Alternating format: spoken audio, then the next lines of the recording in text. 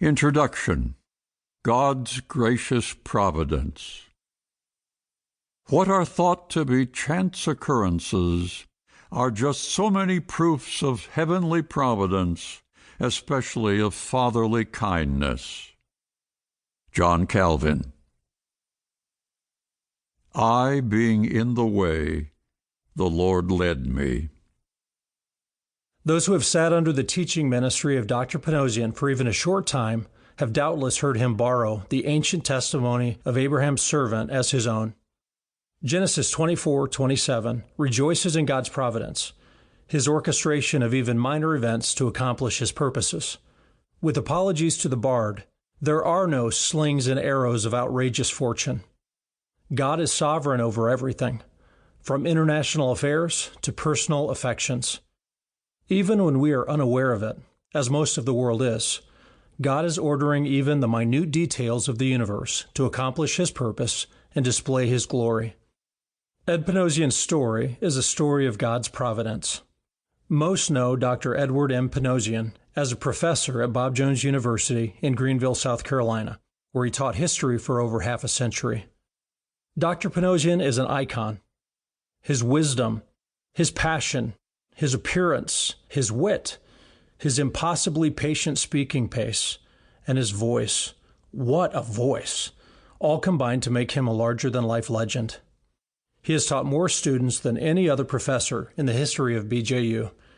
He is almost universally respected, but he is not well known. As a man, I mean, not an icon. My goal is to remedy that. Part 1. In Green Pastures. Chapter 1. A Pincushion to Prize. 1987. Elmira, New York. Behold also the ships, which though they be so great and are driven of fierce winds, yet are they turned about with a very small helm, whithersoever the governor listeth. James 3:4. Little objects may contain massive memories. That's true in this story.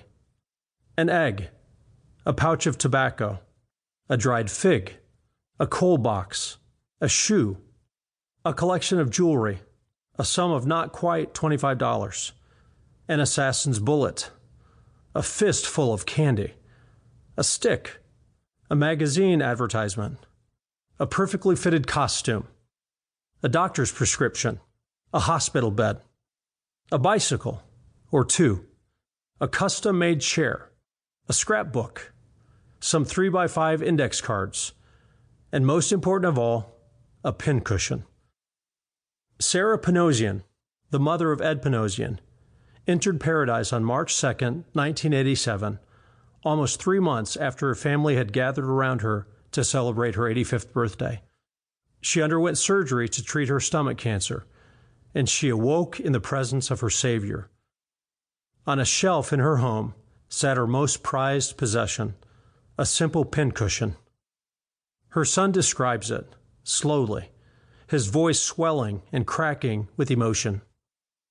It was a little pincushion, a sewing cushion, which looked like an apple, made of felt, stiffened. It had a removable top, and inside were pins and so forth. She kept it to her dying day. Sarah Panosian, Sarah Momjian, before her marriage to Nazar Panosian, had seen brutal and beautiful things during her 85 years on earth.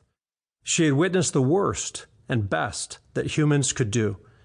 She had experienced unspeakable sorrows and unexpected joys. So what made this object, a simple pincushion, such a treasure? It held more than pins. It held hope, and it had for almost 80 years.